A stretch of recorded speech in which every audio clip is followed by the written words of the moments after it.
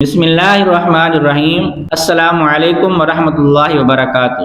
معزز سامعین و ناظرین، حضور اکرم نور مجسم سرکار مدینہ سرور قلب و سینہ حضرت محمد مصطفیٰ صلی اللہ علیہ وسلم کے پیارے چچا حضرت عباس رضی اللہ تعالیٰ عنہ جب اسلام قبول کر کے آپ کے صحابی بنے تو اسلام قبول کرنے کے بعد ایک دن حضرت عباس رضی اللہ تعالیٰ عنہ حضور اکرم صلی اللہ علیہ وسلم کی خدمت میں حاضر ہوئے۔ کوئی بات نہیں کی، نہ ہی کوئی مسئلہ پوچھا، بس چہرہ ودعا کے نوری مکڑے کی زیارت کرتے رہے۔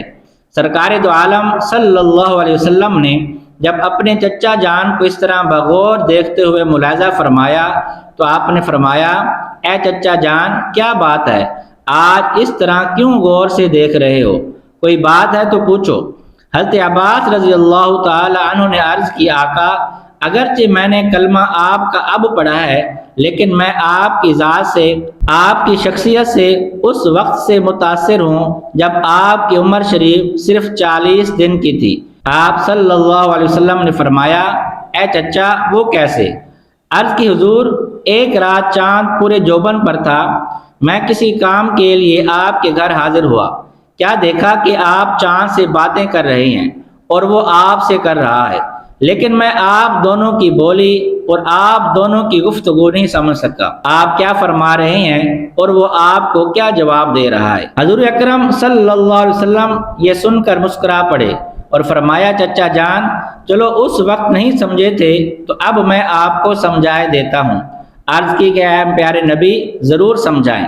فرمایا، چچا جان، اس رات میری والدہ ماجدہ تھکی ہوئی تھی، مجھے انہوں نے پنگوڑے میں ایک کپڑے سے باندھ دیا تھا تاکہ میں نیچے زمین پر نہ گر پڑوں۔ وہ سو گئیں تو میرے جسم کو تھکاوٹ کی وجہ سے تکلیف ہوئی، میرا ارادہ بنا کہ میں رو پڑوں۔ اللہ تبارک و تعالیٰ نے چاند سے فرمایا کہ اے چاند، عرض کیجیے رب جلیل، فرمایا خیال کر میرے یار کو باتوں میں لگا لے، اسے رونے نہ دینا، اگر یہ رو پڑا تو اس کے آنسوں کے معصوم قطرے زمین پر گر پڑے تو قیامت تک زمین سے کوئی سبزہ پیدا نہیں ہوگا۔ اس وجہ سے چاند مجھے بہلا رہا تھا اور کہہ رہا تھا کہ سرکار رونا نہیں، وہ مجھے دلاسے دے رہا تھا۔ میں نے رونے کا ارادہ ترک کر دیا اور چاند سے باتیں کرنے لگا۔ حضرت عباس رضی اللہ تعالیٰ عنہ نے جب سرکار کی بات سنی تو زبان سے پکار اٹھے، اللہ اکبر۔ حضرت عباس رضی اللہ تعالیٰ عنہ فرماتے ہیں کہ میں نے سرکار دو عالم صلی اللہ علیہ وسلم سے عرض کی، حضور، آگے میں نے ایک اور منظر بھی دیکھا تھا۔ تو حضور علیہ السلام نے فرمایا کہ کون سا؟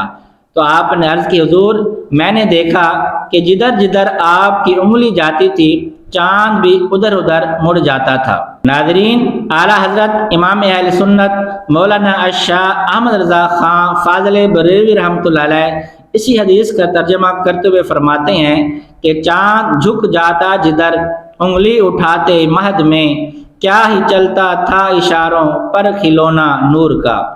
اعلیٰ حضرت اسی بات کو مزید کھول کر بیان کرتے ہیں کہ سرکار چاند سے کیوں کھیلتے تھے۔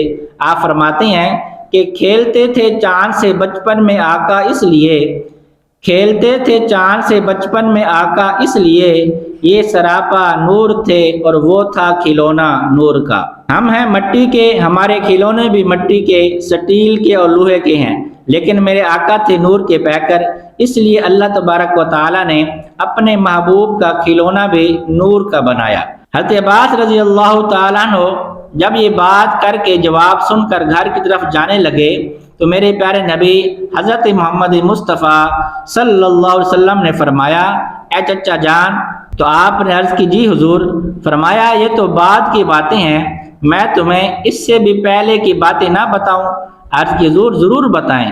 فرمایا، یہ باتیں اس وقت کی ہیں جب میں پیدا نہیں ہوا تھا، اپنے والدہ ماجدہ حضرت آمنہ رضی اللہ تعالی عنہ کے بطن پاک میں تھا۔ سرکار دو عالم نور مجسم حضرت محمد مصطفیٰ صلی اللہ علیہ وسلم نے فرمایا کہ مجھے قسم ہے اس ذات کی جس کے قبضہ قدرت میں میری جان ہے، میں ماں کے پیٹ میں رہتے ہوئے اللہ تعالیٰ کے قلم قدرت کی آواز سنتا تھا جب وہ لوح محفوظ پر چلتی تھی، جب چاند اور فرشتے عرش عظیم کے سامنے سجدہ ریز ہوتے تھے تو میں ان کی تسبیح کی آواز اپنی ماں کے پیٹ میں سنتا تھا۔